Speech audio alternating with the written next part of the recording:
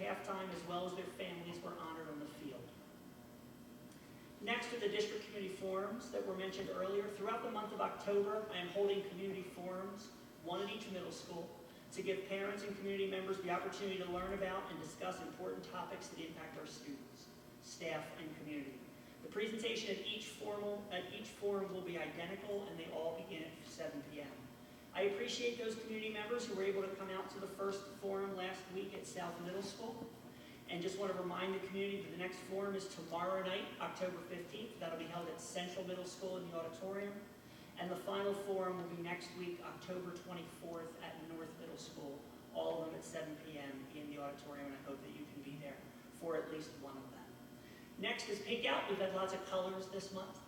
So we also had a Pink Out during the month of October. Several of our Rams sport teams have had Pink Out through their events to raise awareness and funds for cancer research, and here are some of the highlight pictures. The next color event was the Color Run, which was my first ever color run. On Saturday, October 5th, Penridge Minithon held their first ever For the Kids color run, and it was a huge success with over 300 participants in either the Mile Fun Run or the 5K event. And yes, if you participate, you should close your mouth when you go through the colors. I learned that at the Green Station during my second lap. As we were, never mind. Okay, not what you needed to hear tonight. It was a wonderful event, and we were blessed with great weather. It was a neat community time and a great, totally student run. It was one of the first meetings I took from 2 juniors last year who came and said, Dr. Bolton, we're running Minithon and we want to have a color run.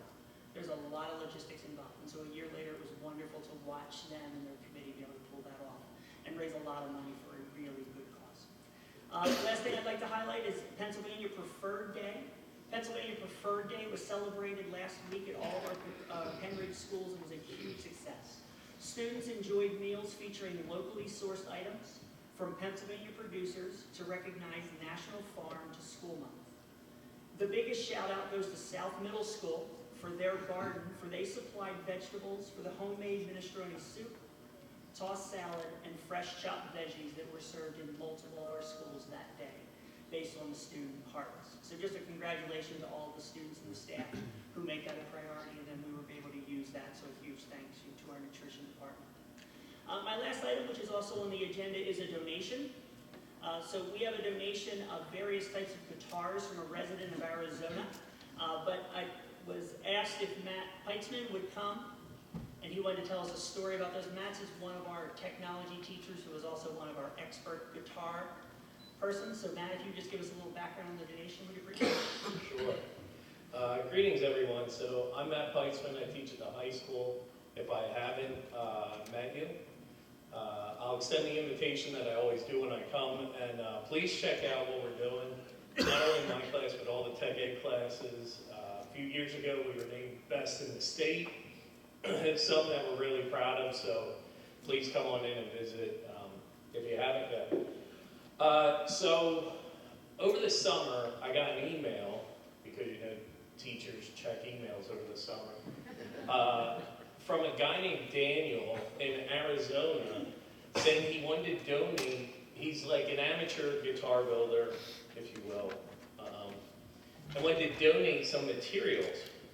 So we exchanged phone numbers, and he called me, and I said, this is really neat, thank you for thinking of us, but how, I don't understand, you're in Arizona, how did this happen? He said, well, I had this stuff, and he's, I think like in his mid-60s, he's like, I just have this stuff, I know I'm not going to get around to at this point.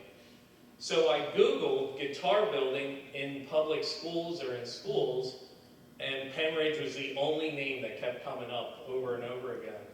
And I was really taken aback by that. And it really says a lot for what we've done here, what you've supported as a board, the upper administration, the administration here at the high school, of what we're possible, you know, and can do here.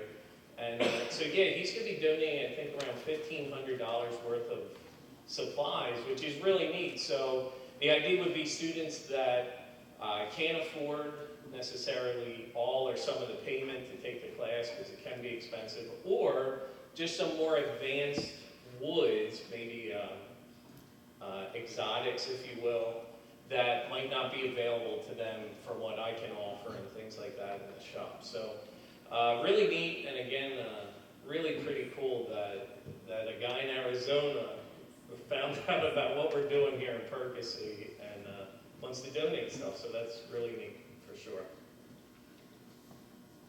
Mr. Weitzman, and thank you to you and your department. It is one of the things that when you hear about Cambridge High School, people know about the ukuleles and the guitars. For those of you who may not have experienced the program, if you walk out at the end of the meeting and go left, you'll see a display case down that hallway that has some of the samples from past students, as well as anyone who's been to any of the arts festivals that have the student work at the end of the year in the spring.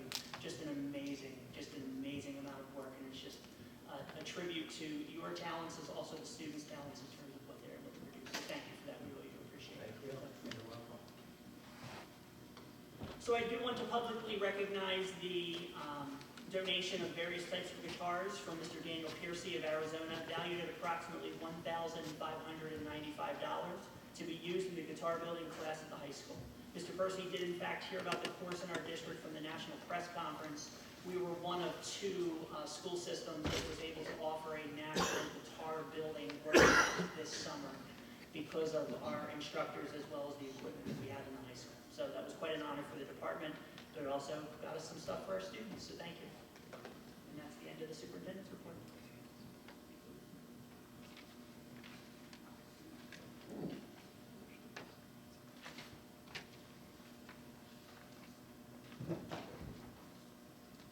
Okay, next is the student liaison report. So October was a very busy month. Dr. Golden touched on a lot of things that we're doing. But one of the biggest things that's upcoming this week is the homecoming parade, the dance, the football game. It's going to be an awesome time. We're excited. We're going to have spirit days all throughout the week.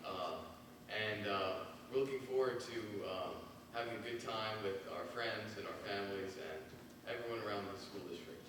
So, thank you.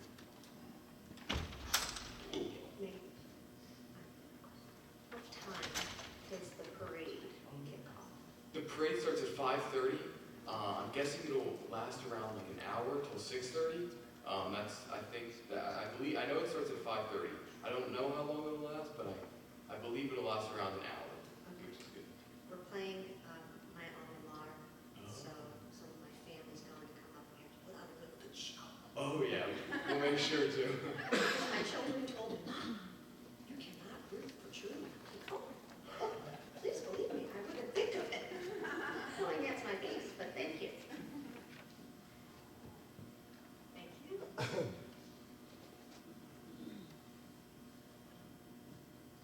Okay, next is the approval of the consent calendar.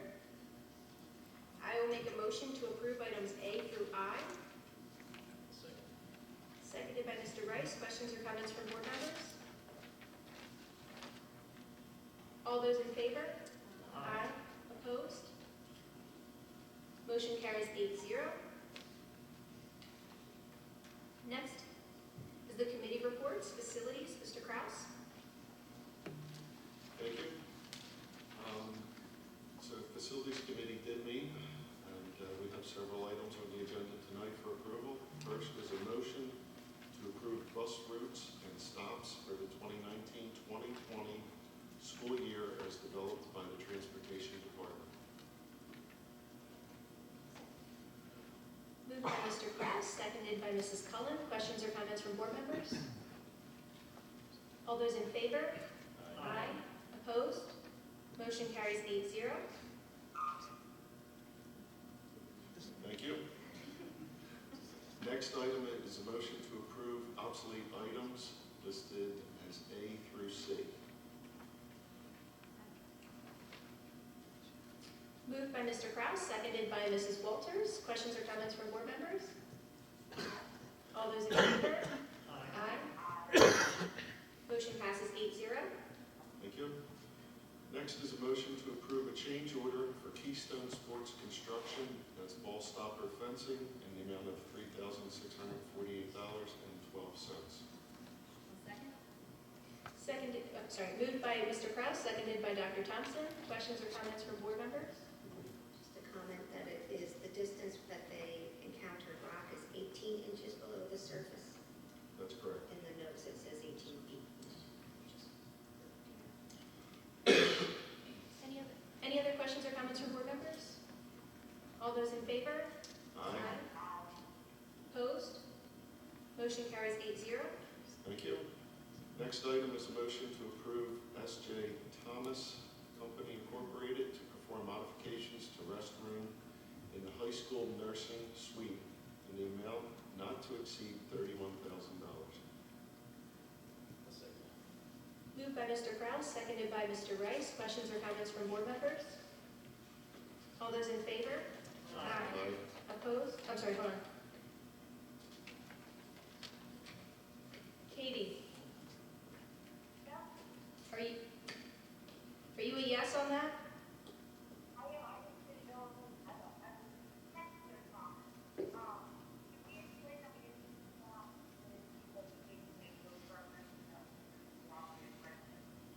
Yes, Katie, this was CoStar pricing, and that's why it did not go out to bid. Yes. Okay, thank you. Okay, then motion passes 8-0. Thank you. Next item, I'd just like to highlight the summer projects for 2020. It's kind of a preview of coming attractions. We have a number of projects lined up for the summer. And first is at Deibler, replacement of the intercom and PA system. At Grass Elementary, a generator. Central Middle School, replaced the auditorium and TV units. South Middle School, new chiller. As we know, the chiller needs to be replaced. Penridge High School, a boiler installation for the pool deck. At the high school, again, replaced the pneumatic controls on the heating system to gain some efficiencies. And the transportation department replaced the existing oil tank. So just a little preview. Total amount, $1.3 million. Give or take a few pennies. And that's it for my report. Next facilities committee meeting is scheduled for November 12th. Thank you. Next is the Finance Committee. I'll make a motion to approve items motion to approve the contracts A through F. Second. Seconded by Mr. Kraus. Questions or comments from board members? All those in favor? Aye. Mrs. Dolan? Okay. Opposed? Motion carries 8-0.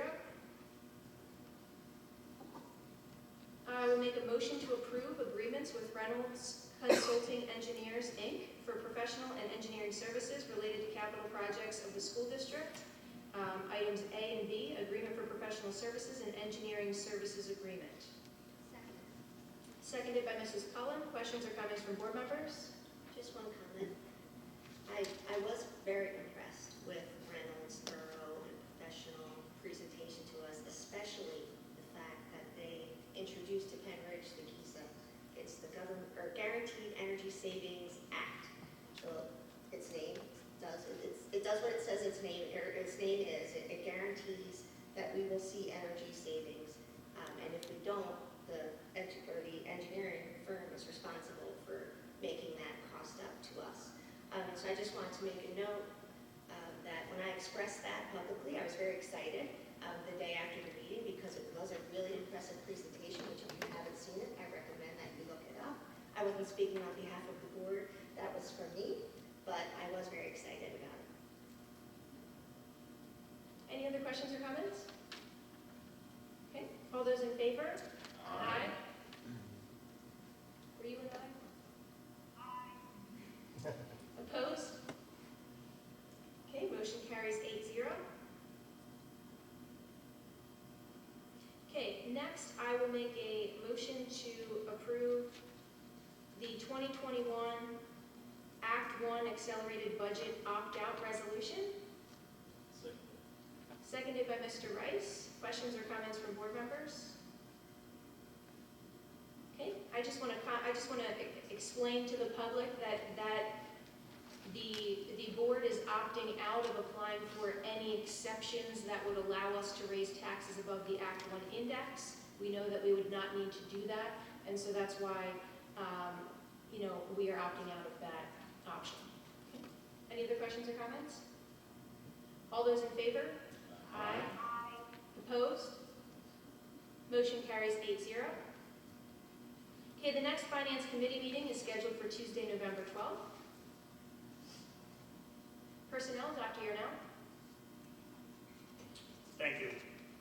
Tonight, we have two motions. The first is to approve an additional tenure recommendation. It was not included in last month's list, so I move that we approve that a particular employee for her tenure.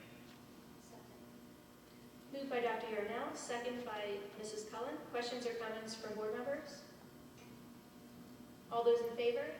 Aye. Opposed? Motion carries 8-0.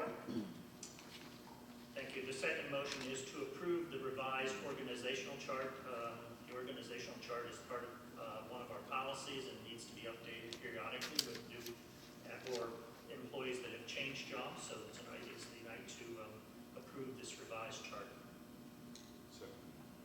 Okay. Moved by Dr. Yarnell, seconded by Mr. Kraus. Questions or comments from board members? All those in favor? Opposed? Motion carries 8-0. Lastly, the next Personnel Committee will be held on Monday, November 11th, 2019. Thank you. Okay, next is policy, Dr. Thompson. Thank you. Tonight we have a motion to approve policy number 220, student expression, distribution, and posting of materials. Okay, moved by Dr. Thompson, seconded by Mr. Kraus. Questions or comments from board members? All those in favor?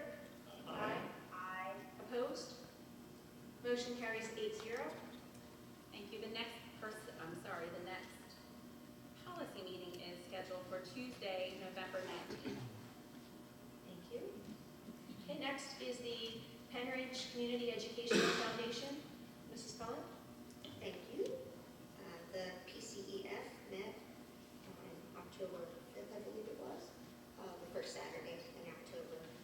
We reappointed the PCEF board, and there were also applications taken for student liaisons. I don't know if those names have been made public yet, but we did make selections, so I'll just say look forward to seeing new students involved in PCEF. A lovely evening date has been set for Tuesday, April 21st, and the night begins at 6:30 with the reception. We had a fundraiser at JT Bankers, which some of us were able to run over to in the waning minutes of it after our facilities meeting and participate in that. And we are bringing back Spelling Bee to hosting it here in Penridge, and the Spelling Bee is scheduled for March 28th. And our next meeting will be on Saturday, November 22nd. Thank you. Okay, the next thing on our agenda is to appoint a new school board member. So I'm going to explain the process. First, I'm going to open the floor to nominations, and at that time, board members can nominate one applicant. I will then after everyone is done with nominations, I will close nominations, and then I will I'll open the floor for a vote, and we will vote on those candidates in the order in which you've nominated them. And the first person to get the majority would be the person who wins. I don't know if wins is really the word, but is the person who would be appointed. You can only vote once in each round. So if in the first round there are several people nominated and no one receives the majority, we would then move to a second round, and the lowest vote getter would fall off. We'll get to that if we get to that point. But in that first round, if you vote for someone and you then cannot vote for anyone else in that same round, so you can only vote for one person, so that you're not voting for more than one because there's one appointment. Anyone have any questions on that? I also want to give board members the opportunity, if anyone has anything that they wanted to share or say before we open nominations. I do. I prepared some lengthy text. Based on my experiences serving on this board and interacting with members of this community, so I wanted to express my own opinions and my own concerns and thoughts on this appointment process to the community. I've been reflecting and observing the actions of members of the school board as well as members of our community during my nearly 2 years serving on the Penridge School Board. This past week, I've done a lot of Googling. What does the school code say? What do other districts do? How was this appointment process done in 2013? I read and heard the concerns of a handful of community members and digested their perspectives regarding this topic. And I want to be clear that I will always welcome constructive dialogue. It disappoints me when there's social media pages that point the finger that the school board is lacking transparency, when I've noticed their lack of transparency on the information they pick and choose to share on their page. For example, in July 2018, we had 2 board vacancies due to Mrs. Miller and Mrs. Yardley resigning. The process we use to appoint new board members is the same process we will be using tonight. A community member reached out to me that evening of the appointment and encouraged me to speak up and make the community aware if anything wasn't kosher with the process to appoint new board members. They specifically wrote to me, "You are in a position of great responsibility to our community. We need more elected officials who stand up for what is right and speak out when it isn't. I hope you will be that person." I didn't see their message until after the meeting that night, and when I saw their message, I replied, "I feel people that were nominated were done so fairly this evening. I do not disagree with this individual's statements on my position of great responsibility, and tonight I'm using my voice to speak up about what I feel is right." On August 30th, 2018, the social media page, which claims to follow the Penridge School Board, put up a post introducing the new school board directors that had been appointed at the July meeting. They shared Dr. Sherry Thompson and Mr. Dave Rice's applications. However, I noticed they did not share every page of Dr. Thompson's application. I pointed this out on the comment thread because I was disappointed in their lack of transparency on a post about transparency. Also on this comment thread, a community member spoke up and stated that they were in fact the individual that filed the right to know to obtain these documents. This was a red flag for me. It was obvious to me that this community member must know who's running this social media page if they were able to supply them with the documents that they had admitted to obtaining. During public comment at the start of our monthly board meeting in September 2018, the same community member that admitted to following the right to know publicly acknowledged my comment on the social media thread about not all of Dr. Thompson's application being provided. They confirmed that indeed part of Dr. Thompson's application was missing from that post. But I want to point out that they also did not make an effort to go back and update the documentation. Rather, this community member suggested that the board share all of the applications that were submitted for the board vacancies. The Penridge School Board and administration did not post these documents publicly. 2 of the 2018 applicants reached out to me in the same time frame and mentioned they were uncomfortable because they had been approached by the same community member to meet them for coffee. They did not understand how this individual knew they had applied for the school board vacancy and how this person got their information. In our September 2019 board meeting, President Bannis Clemens announced the resignation of Mrs. Kildare.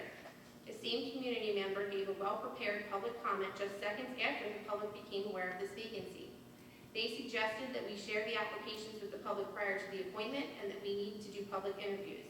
And since then, posts have been put up on social media encouraging applicants to share their applications with the community and suggesting that we do our due diligence with this process.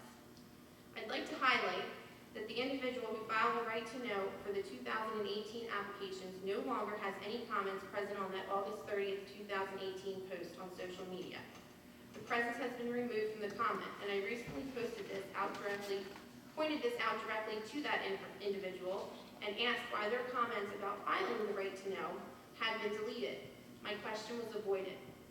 When I pointed this out to another community member that has a working relationship with this individual, they replied they are not an elected official. which I took as them excusing community members from conducting themselves with the same level of moral conduct and standards that board members are held to. I juggle many roles in this community.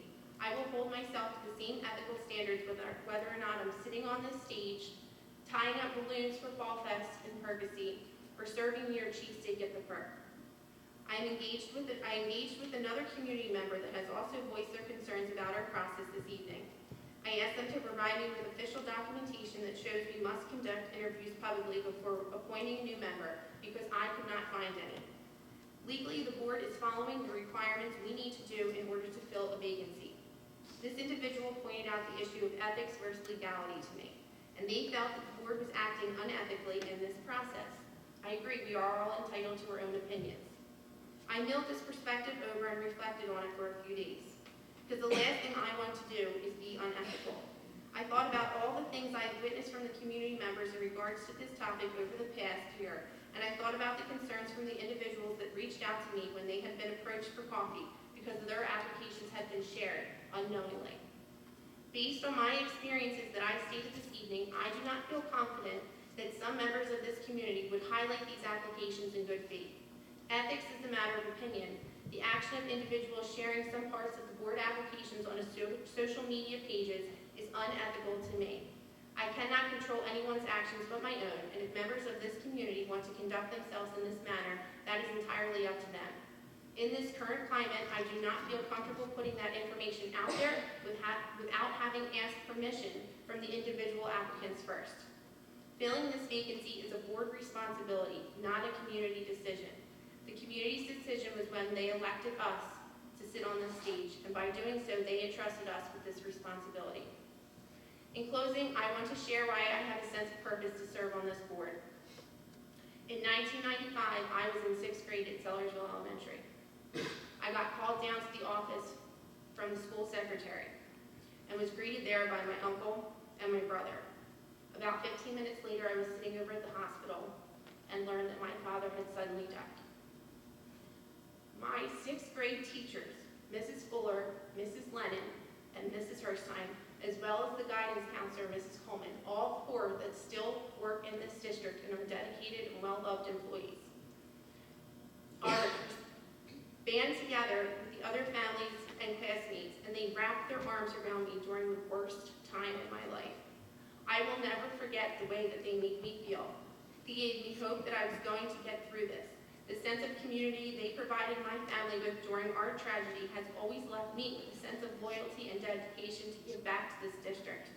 My agenda has always been to serve with integrity.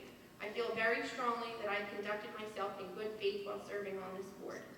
And I will continue to do so even if others' opinions do not align with mine this evening. Thank you.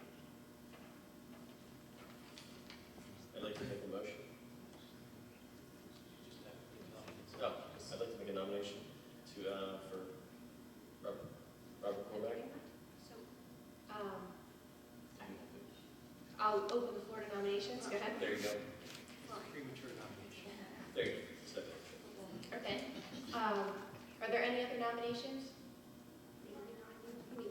Oh, hold on a second. Repeat that, Mrs. Dolan, please.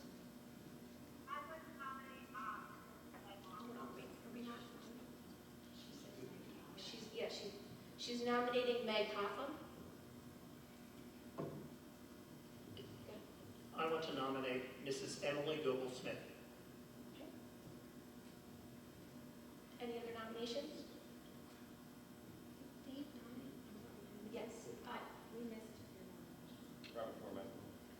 Robert Cormack. Sorry. Nominations I have thus far, Mr. Cormack, Ms. Hawthorne, and Ms. Emily Goble-Smith. Ms. Emily Goble-Smith. Okay. Is that correct? Yes. Anyone else? Okay, then we'll close nominations.